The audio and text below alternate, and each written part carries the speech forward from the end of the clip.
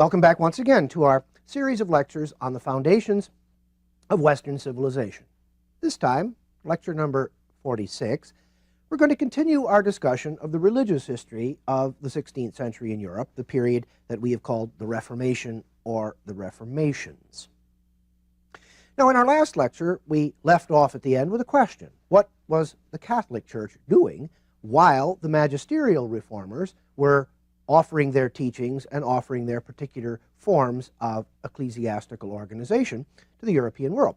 And we'll turn to that question, and then we'll also turn, at the end of this lecture, to a sort of a general panoramic view of the religious situation in Europe in the last decades of the 16th century.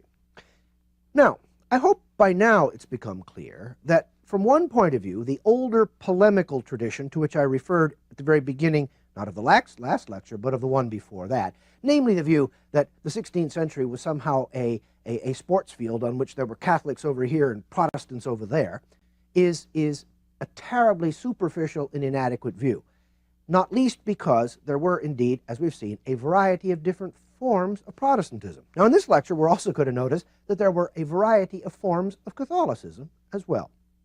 But there's another problem with the older polemical view, as I called it, the Catholic versus Protestant view, and that is that there was long a tendency to talk about the religious history of the 16th century as if one had a Reformation and a counter-Reformation.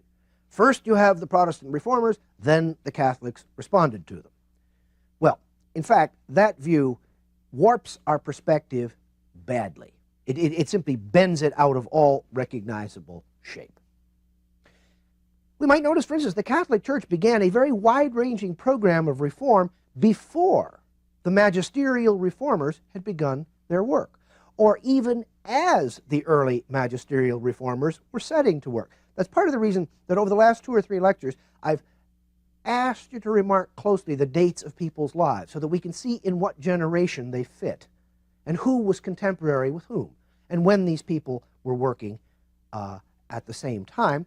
And then, indeed, Catholic and Protestant reforms both drew on humanist scholarship. So not only were these people working at the same time, they were often working on many of the same questions. They were inspired by many of the same intellectual issues. They were encouraged to work by the same kinds of new intellectual methods, close textual study, study of languages, and so on. We also have noticed that there was a very widespread tradition of critique of the late medieval church. None of the Protestants was really any tougher, I suppose we might say, than someone like Erasmus had been. And yet, of course, some stayed on the Catholic side of the line, whereas others eventually crossed the line into one or another forms of the Protestant or the Reformed tradition. Now, there was a Counter-Reformation.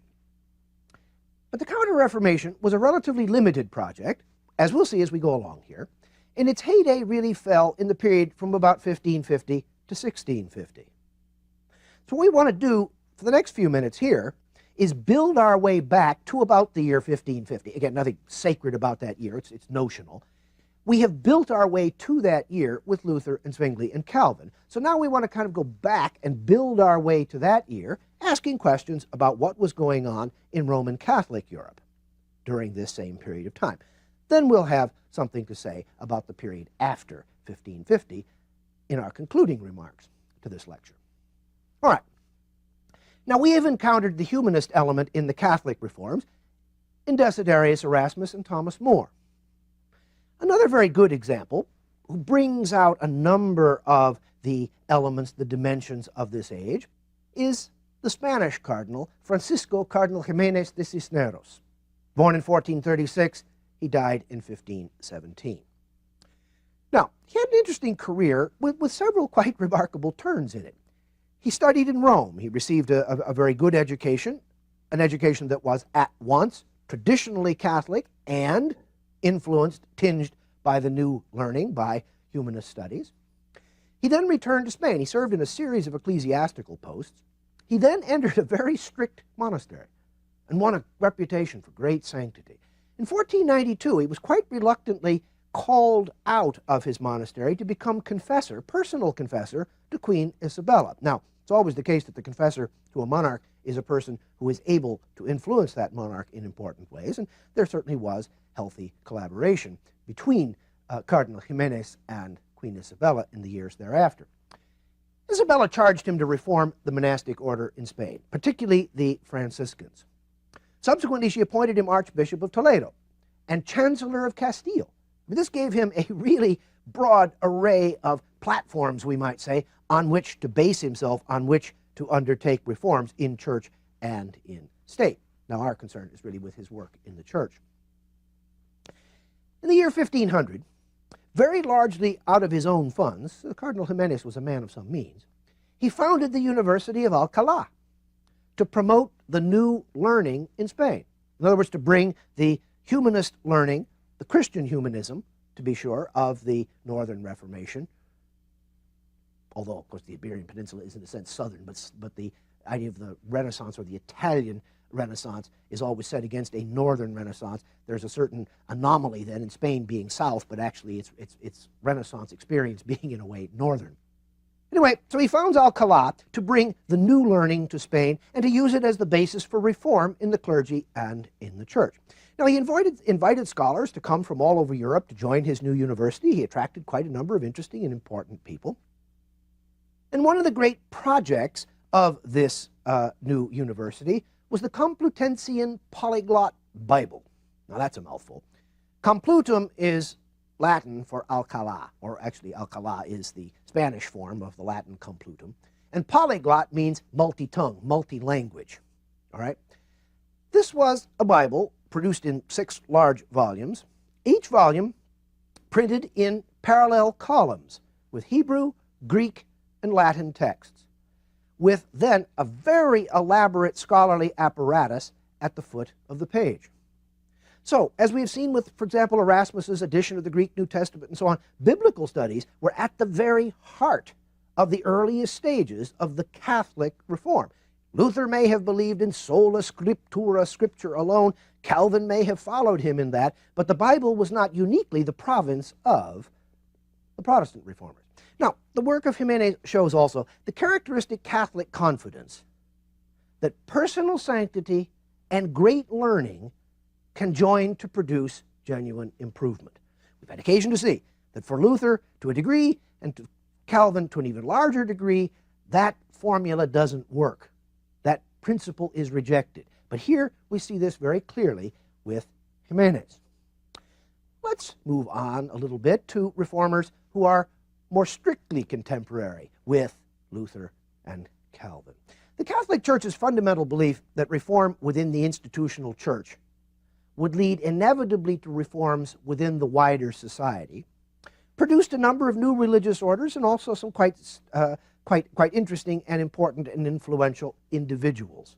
All right? But again, let's bear in mind this notion that the Catholic Church has that if it can put its own house in order, sort of the whole neighborhood will get better, as it were. Again, something which the Protestant reformers rejected, but which was a quite traditional Catholic position. All right, some examples then of putting the Catholic house in order.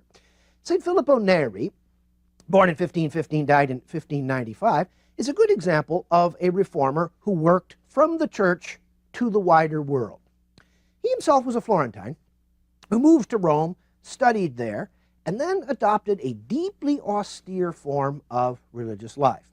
He was ordained a priest and served in 1551, and he served at the church of San Girolamo in Rome, where he began to gather a community of young men. He began gathering a community of young men whom he hoped he would be able to influence by his own example of really a blameless spiritual life. In 1564, the men who had been praying and studying together formed themselves as the Congregation of the Oratory. Henceforth, they were, right till now, called Oratorians. They were dedicated to good preaching. They were dedicated to inspiring worship, to worship that would really draw people in. They were dedicated to the use of particularly beautiful music in worship. We owe to them the oratorio. And they were devoted to service to ordinary lay people. The ideal then, And this will remind us, doesn't it, of St. Dominic in the 13th century? Persons of blameless life and of authentic service to the people will be able to serve like a kind of a yeast within the bread of society. Now, the Oratorians spread all over Europe and then eventually began to spread into the overseas Spanish Empire, where they had a fairly prominent role in Central and in South America. The most famous of all the new orders formed in the Reformation period was the Society of Jesus, commonly called the Jesuits, but strictly speaking, the Society of Jesus, founded by St. Ignatius Loyola, who lived from 1491 until 1556. Now, Ignatius was a Spanish nobleman who'd been wounded in battle, and while he was in hospital recovering from his wounds, he read the Bible repeatedly, and he also read Lives of the Saints. As a result of his reading, he resolved to take on a new life for himself. Now, for a time after his recuperation, he lived the life of a virtual hermit, and he began to write a book that became very influential in the Society of Jesus, and to a limited degree even outside the Society. The book was called The Spiritual Exercises. Now, what it is a series of daily meditations and exercises patterned on the life of Christ. It's designed to make a person more Christ-like. Now, this was not the first such book of this kind. Remember, we talked about coming out of the movement of the Brethren of the Common Life and the religious sentiments of the 15th century, Thomas à Kempis and his imitation of Christ. Again, an opportunity for ordinary lay people to read this book and model their lives, model their experience on that of Jesus. Well, Ignatius then went on and studied for a period of years at Alcalá, and then for about 7 years in Paris. In some respects, he's a bit like his Spanish predecessor, St. Dominic. Again, and not unlike Filippo Neri. He believes that a holy life and deep learning. Now, Filippo Neri never really placed a great stress on learning, but he certainly placed a great stress on a holy life and service to others. In Dominic's case, a holy life and learning would counter the Albigensian heretics in France. In Ignatius's life, great learning and a holy life might combat the new religious divisions in Europe. In 1534, he and a number of companions, including notably Francis Xavier, most of the early ones were Spanish, but not all of them. Francis Xavier was born in 1506, died in 1552. Along with Ignatius, they formed themselves into the Society of Jesus. They formed a traditional religious order, or they formed a religious order on traditional grounds. And they dedicated themselves to poverty, chastity, and pilgrimage to Jerusalem.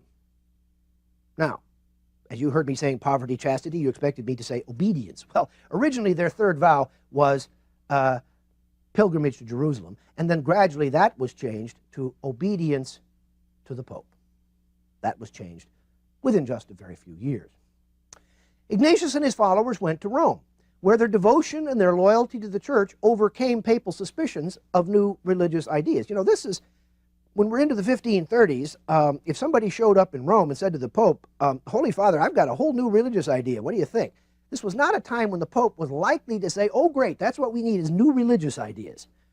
But there was something authentic about the life, about the experience of Ignatius Loyola, Francis Xavier, and their companions, and in 1540, Pope Paul III approved the new order. Now, Ignatius spent most of the rest of his life developing and improving the constitutions of the order, developing the Jesuit order, which became relatively popular, which spread rather widely across Europe. The Jesuits, of course, became renowned for their austere lives, for great learning, and for missionary work far beyond the confines of Europe. Francis Xavier, for example, went off and worked in India and then even in Japan. Indeed, he died in the Orient. So here we have an order that also responds in an interesting way to a traditional medieval model, that is to say, going forth to the infidel to try to convert him. One might almost say that this was what was left of crusading fervor in the 16th century. Now, not armed pilgrims going off to liberate the Holy Land, but Jesuit missionaries going off to win the populations of Asia for Catholicism.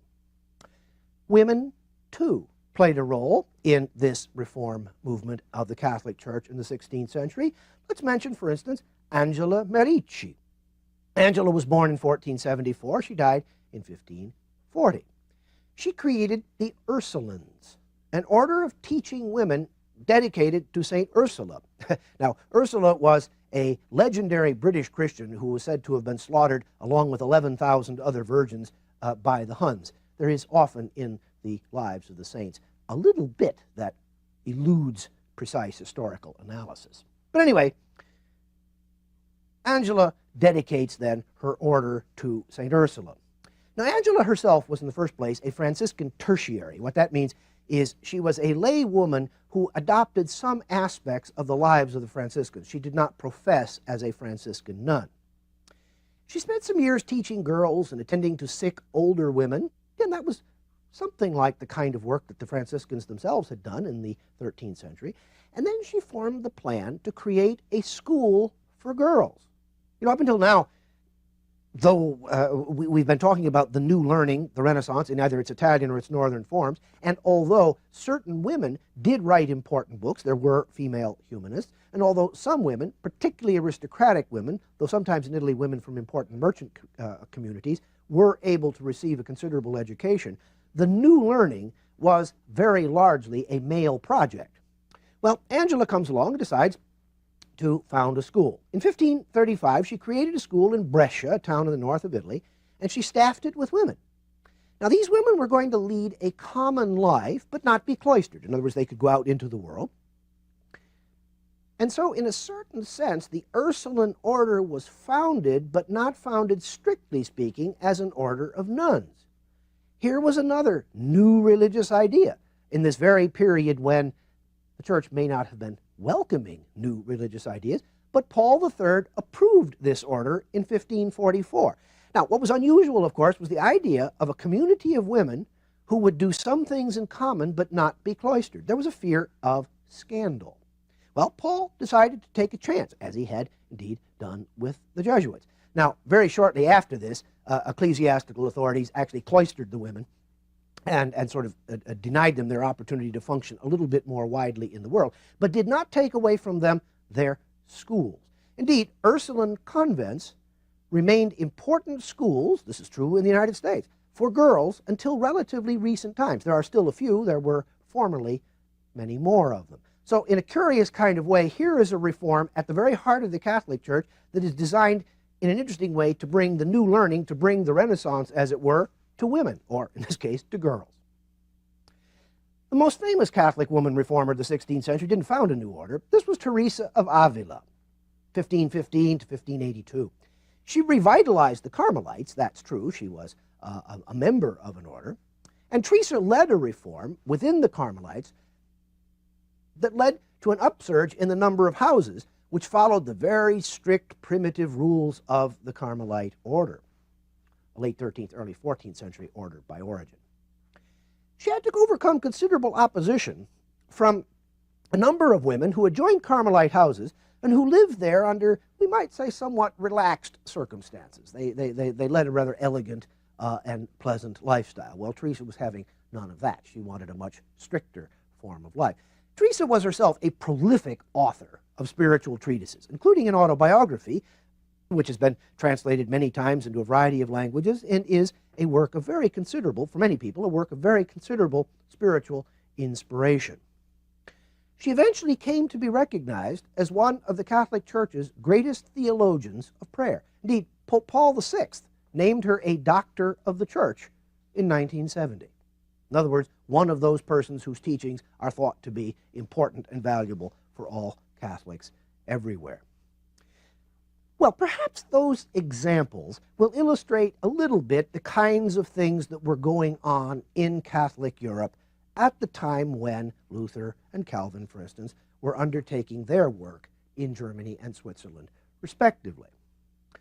We must ask, why didn't the Catholic Church as a central institution respond earlier to the age's calls to reform? Or why didn't they respond to the specific challenge posed by the Protestants? We've seen with Loyola, with Cardinal Jimenez, with Filippo Neri, with the others, that there was no lack of reform momentum in the Catholic Church? Well, there was a natural hesitation to discern among the various calls for reform those that seemed most salutary.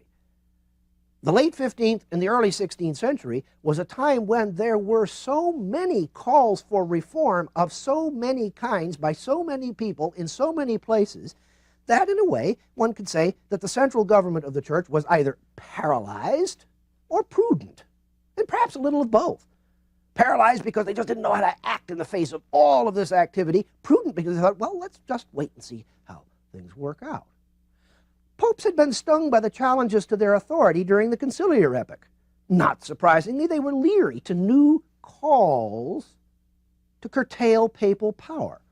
What might all of these challenges to the authority of the popes mean? What about a good, loyal Catholic like Erasmus, who writes the viciously critical Julius Exclusus, Julius excluded from heaven, Pope Julius II. Now let's remember, Paul III did sanction the Jesuits. He did approve the Ursulines. There were also, in his time, some attempts at dialogue with Protestants, more particularly with Lutherans than with others, and in the end, these didn't prove fruitful, but there was some attempt. We may also say that the political situation in Europe in the early and central decades of the 16th century was fraught, was contentious, and would have made agreements along religious lines or European-wide, continent-wide reforms very, very difficult. Now, when a program of reform finally began to emerge, it took the traditional form of a great church council. One of the things the Catholic Church had done over the long course of its history was periodically call church councils. The Council of Trent met in 3 great sessions. Altogether, the council sat from 1545 until 1563, but it met in 3 great sessions. Now, it was always complicated by the political situation in Europe. The number of people attending Trent from one place or the other varied a great deal over the course of the years. Trent was largely, but not wholly, dominated by Italian clergy who were able to get there. There was also, of course, rivalry among various groups in Europe. So Trent was hamstrung in a way from the beginning. There were things it just couldn't do. Still, it accomplished a great deal. It responded to the Protestant Reformation in a certain way, and it set an agenda for the Catholic Church that, mildly influenced by Vatican I in the 19th century, persisted until the Second Vatican Council, which sat between 1962 and 1965. Essentially, Trent affirmed older teachings. Some were refined, some were streamlined. The office of the sale of indulgences was abolished, for example. Trent affirmed traditional Catholic teaching on the Nicene Creed, for example. It affirmed the equality of Scripture and tradition. To the Catholic Church, the Bible is the Church's book. It lives in dialogue with the Church. It does not make the Church. It affirmed, Trent did, traditional Catholic teaching on sacraments. It affirmed many traditional Catholic practices in the areas of pilgrimage, the relics of the saints, prayers to the saints, the cult of the saints, and so on. The Council also laid the foundations for the much better training of priests. It recognized that this was something that had perhaps, broadly speaking, been lacking. I mean, it's interesting that these new religious orders that we talked about addressed themselves most particularly to forming better priests. It created new catechisms based on, quite interestingly, the 10 Commandments, the Lord's Prayer, and the Apostles' Creed. That sounds familiar, doesn't it? Luther and Calvin doing much the same thing. It reformed the liturgy of the Church. Indeed, the liturgy that followed from the Council of Trent, the way of public worship, is very much that which the Catholic Church used, again, until really the liturgical reforms of the 1970s.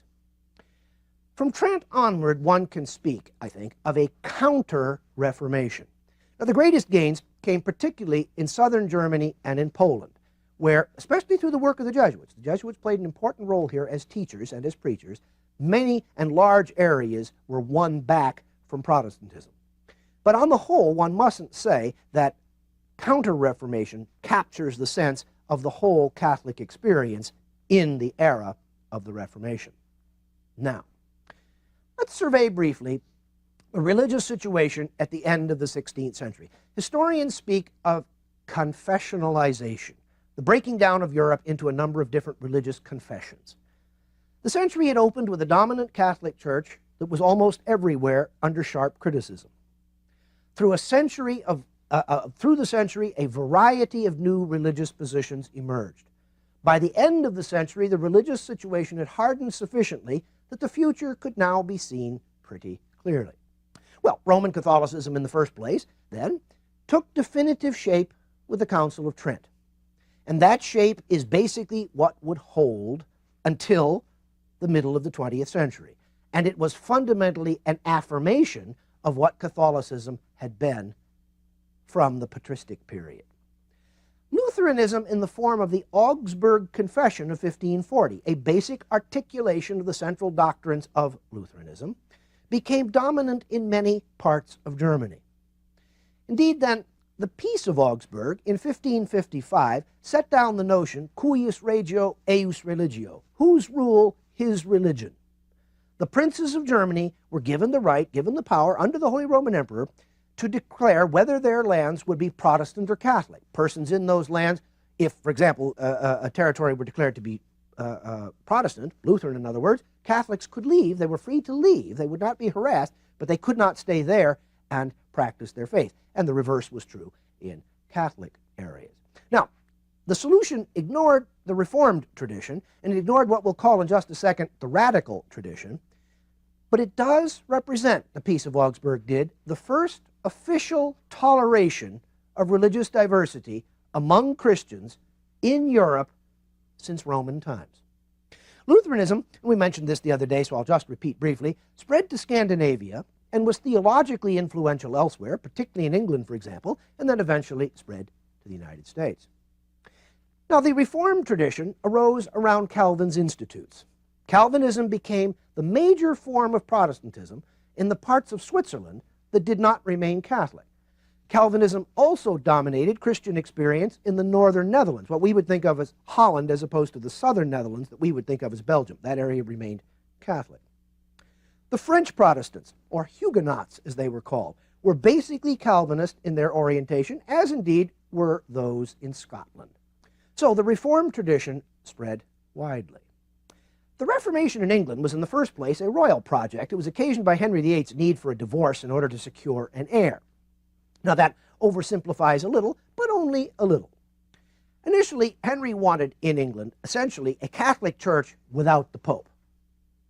Now after his death, Henry died in 1547, more committed Protestants in England began moving the English church more and more away from Roman Catholic positions.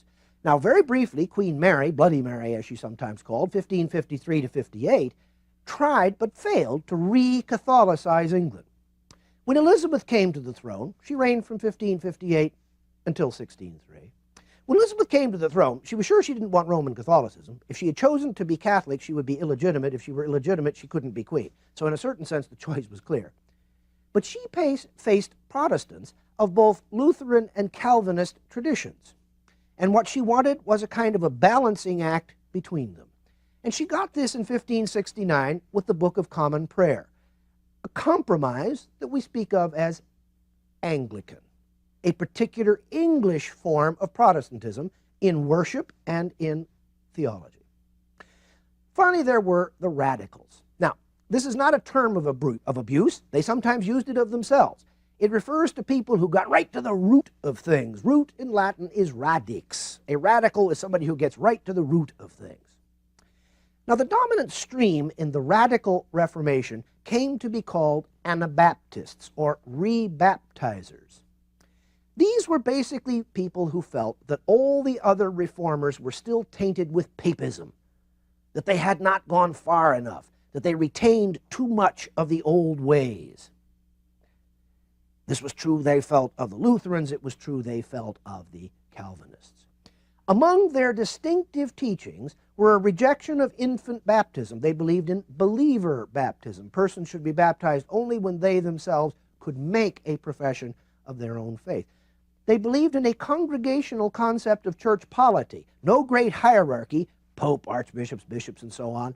The Lutherans retained bishops. The Calvinists, of course, had their consistories and their town councils. Here, every church community was, in a sense, a law unto itself.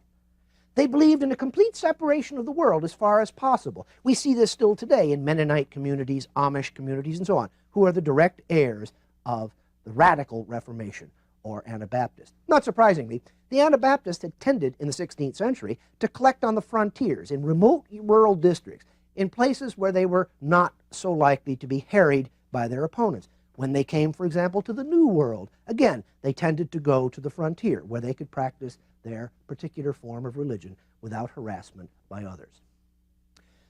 What we see then at the end of the 16th century is 5 broad patterns of Christian experience. 5 broad confessions, if you like, each of which would go right on evolving right down to our own days. There is, in conclusion, a wonderful irony to the religious history of the 16th century. For 1,000 years, Europe had been seeking, more in theory than in practice, a Christendom, a Christian civilization. But somehow that had always meant Roman Catholic Christian. At the end of the 16th century, Europe was still Christendom, a Christian civilization, but now there were a variety of forms of Christian experience.